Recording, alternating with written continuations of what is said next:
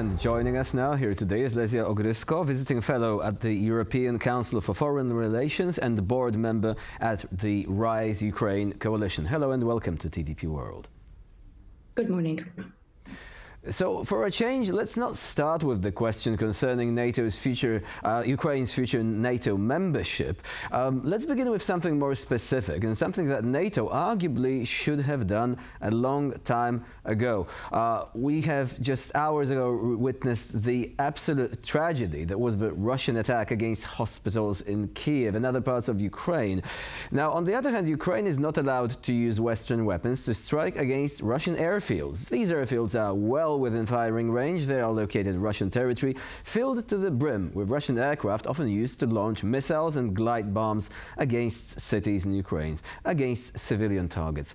Would you expect NATO to finally lift these restrictions? I mean, Russia doesn't have any restrictions apart from physical one, i.e.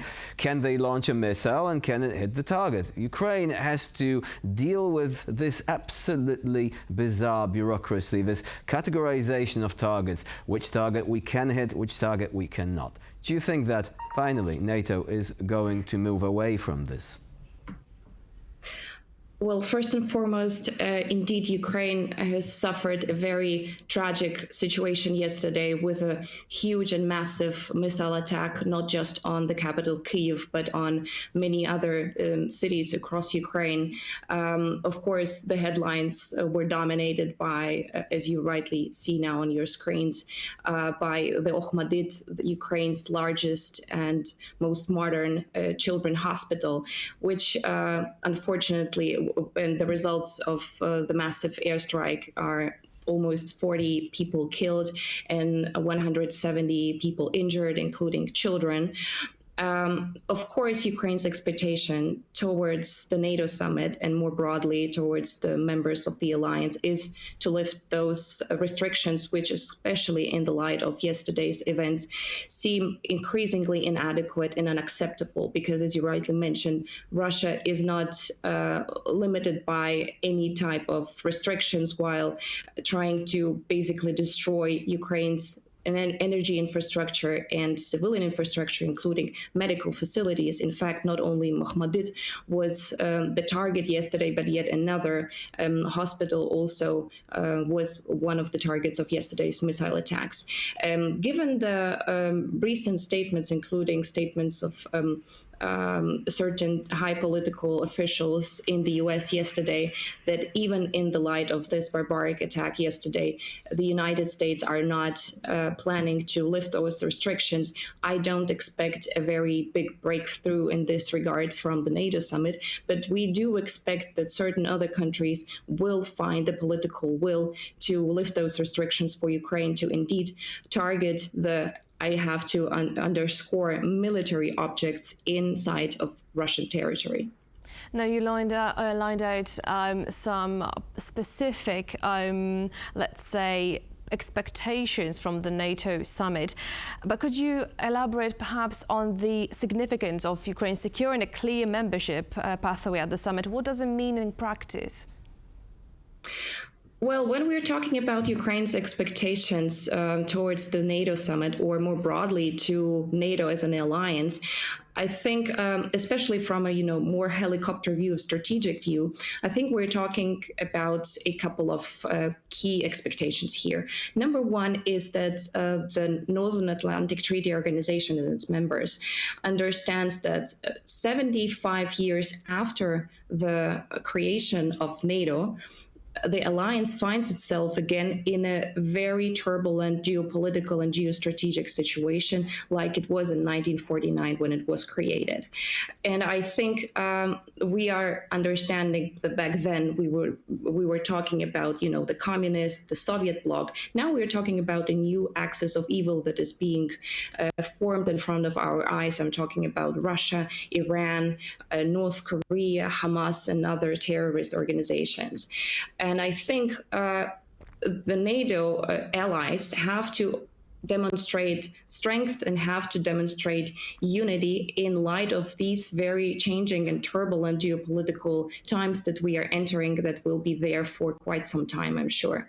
I'm afraid that NATO has not been very successful in demonstrating this unity and this strength and resolve. For example, even in the most crucial thing and topic, and that is Ukraine and Russia, we have a pretty divided alliance where luckily the vast majority is for Ukraine's future accession to NATO, but we also have, as I call, the epicenter of fear, and that is unfortunately the heavyweights of the alliance, the United States and Germany. And then we also have separate countries such as Hungary or Turkey that are playing their own game. In terms of their own resolve and coherence, I think NATO has not been very coherent here either, because I would like to remind everybody of the NATO strategic concept of 2022, when NATO was very clear in stating that Russia is the most important and direct threat to the members of the alliance,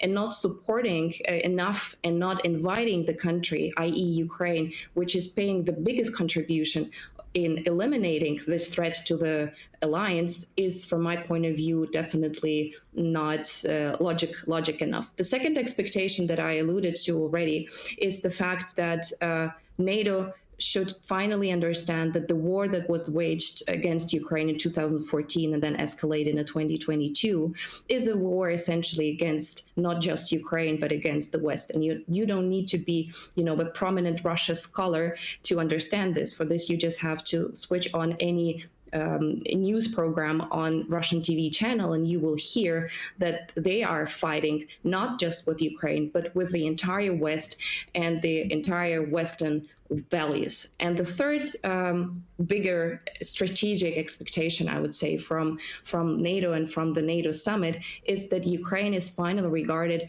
as part of their own club. Because if we look at the historical NATO enlargement, say from the 1970s, you will not find any candidate that was, the ideal candidate in terms of ticking all of the box of all the criteria. And we also have to understand that the NATO accession is not as streamlined, let's say, and not so direct as the European integration, where we have a concrete number of chapters, we have the Copenhagen criteria, etc. For NATO, it has always been a political decision.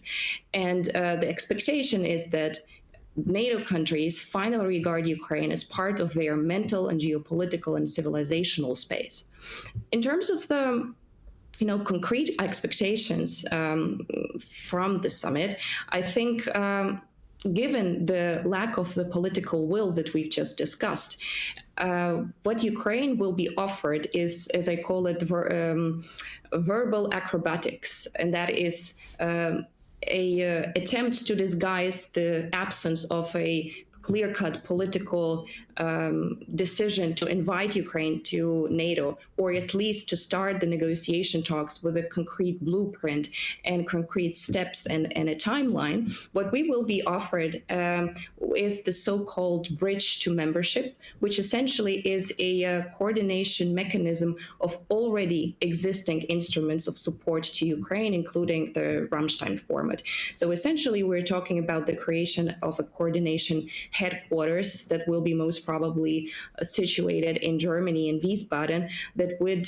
serve to, streamline and coordinate all types of aid to Ukraine, which is basically the coordination of training, coordination of force development, the logistics, the coalition of the so-called coalitions of the willing, i.e. countries that have united to support Ukraine in one particular military aid, that is air defense, for example, or the F-16 fighter jets, or the artillery coalition, etc.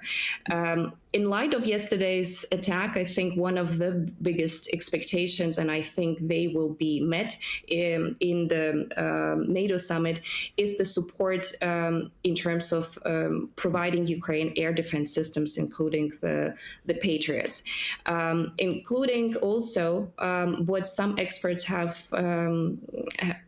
named the air defense bubble, namely the eastern flank of NATO being able to shut down some of the rockets and other flying objects around Ukraine's airspace. So basically, we're talking about Poland and Romania. And given the fact that bilateral security agreement between Ukraine and Poland was concluded yesterday with this particular point including, I think there is a big chance that the NATO summit will further reiterate the statement of this security field over the west and south of Ukraine. What is also very important and what we count on is the commitment of the 40 billion euros that will be spent over the next year for military support for Ukraine. If this commitment will find itself into the final declaration of the summit, that will essentially mean that Ukraine will receive no less military support from the NATO allies than it had received during last year. And the very final point that I particularly think is very important is the bilateral security agreement coherence. As you might know, already 20 countries have concluded these bilateral security agreements with Ukraine. What the NATO summit might accomplish is that these countries come together and try to find a mechanism of streamlining, of coordinating these security agreements, and perhaps also coming up with a overarching umbrella agreement that would sort of be the one way into which the security agreements look vis-a-vis Ukraine. So one quick question. You referred to some of the countries which are reluctant to help Ukraine as the epicenter of fear, if I heard correctly, right? I Yes. think it is an adequate description. It is also no good to be the epicenter of fear if you're fighting against the axis of evil. And this term has been used by many. Some have tried to disguise it, saying it's the axis of resistance. But really, I mean, we're seeing the resurgence of the axis of evil with Russia in the lead. Now, moving on to the question of politics, you've mentioned that NATO enlargement has always been about politics. And really, many decisions now are political. Are you concerned about Donald Trump possibly basically trying to re-establish the entire setting? That is to say, perhaps not switching alliances, but weakening the existing ones, introducing requirements which had not existed before.